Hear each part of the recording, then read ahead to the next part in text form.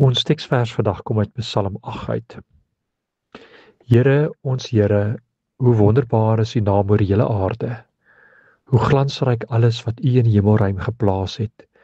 Kinders en suigelinge besing die magtige werk wat U tot stand gebring het. So word die teenstanders, die vyande en wraakgieriges tot swye gebring.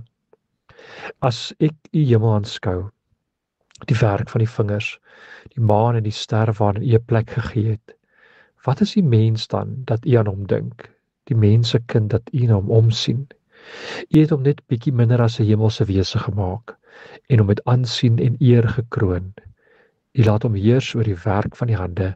U het alles aan hom onderwerp, skape en beeste, alles, selfs die diere in die veld, die voëls in die lug en die visse in die see wat die oseane deurkruis. Here, ons Here, hoe wonderbaar is U naam oor die hele aarde.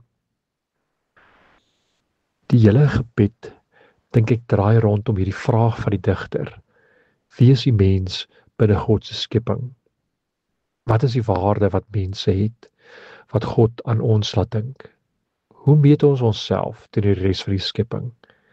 En die digter vra hierdie vraag nadat hy opkyk na die hemel en, soos baie van ons ook al gedoen het, diep bewus word van ons plek in die skepping.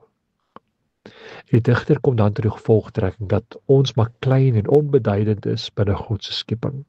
Maar gelyktydig is ons ook waardevol, omdat God ons sien as toesighouers, as 'n medeskepper van alles wat God gemaak het.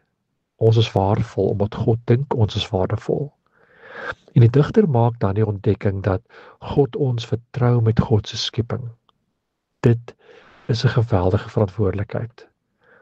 So mag ons vandag onsself herinner aan hierdie roeping en mag ons nederig en respekvol bly oor die plek wat God ons gun.